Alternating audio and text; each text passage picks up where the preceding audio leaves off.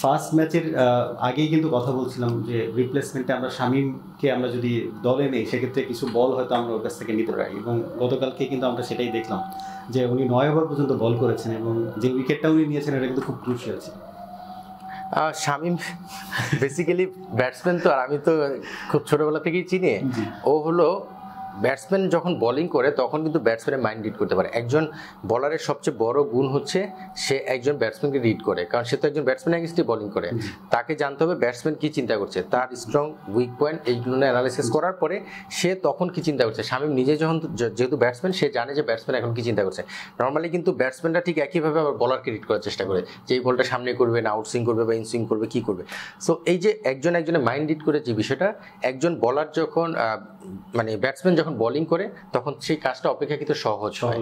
সেই কাজটা শামীম ভালো মতো করেছে এবং ডেলিভার করার সময় তার একটা জিনিস মাথায় ছিল, উইকেট টু উইকেট বল করবে। মানে এটা খুব ইম্পর্টেন্ট। আপনি যখন এই ধরনের উইকেটে বাইরে রুম দিবেন তখন ব্যাটসম্যানের কাজটা সহজ হয়ে যায়।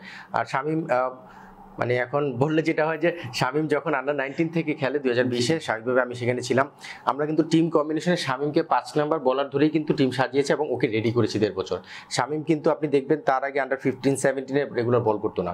19-এ যখন টিমটা কম্বিনেশন সাজানো হয়, নাবিদ নেওয়াজার হেড কোচ ছিল, আমি সিলেক্টর ছিলাম, আমরা তখন টিম কম্বিনেশনটা সাজিয়েছি রাকিবুল আর শামীম 2জন স্পিনার এবং 3জন সিমার। এই কম্বিনেশন আমরা লাকিলি ওয়ার্ল্ড কাপ চ্যাম্পিয়ন হয়েছি। সো শামীম তখন থেকে বল করে। সমস্যাটা হলো আবার যখন আমার চোখের আড়াল হয়েছে ওর বোলিং আমরা দেখিনি। লাস্ট ইয়ার আমরা এইচপি যখন অস্ট্রেলিয়া গেলাম, সেখানে তো স্বাভাবিকভাবে আমি ছিলাম সিলেক্টর, শামীমকে আমি রেগুলার নেটে বোলিং করতাম এবং আমি বলেছি শামীম তোমাকে বোলিং করতে হবে। কথাটা এই জন্য বলছি, এদের আমি চিনি খুব ভালো মতো, আমি জানি এদের মধ্যে কি আছে, এদেরকে সেই মোটিভেশন দিলে আদায় করা যায়। শামীম কিন্তু এখন রেগুলার বোলিং করে। আরেকটা আপনাদেরকে জানিয়ে রাখি, মাহমুদুল হাসান জয় ও কিন্তু রেগুলার বোলিং করে এখন।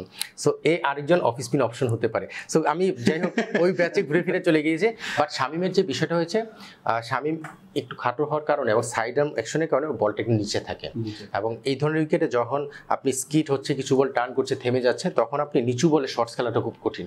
বাউন্সটা যদি বেশি থাকে তখন যে কোনো বল অ্যাডজাস্ট করা যায়। সো এই জায়গা থেকে শামীমের অ্যাডভান্টেজটা এই উইকেটে ভালো মতো কাজে লাগিয়েছে। অনেকটা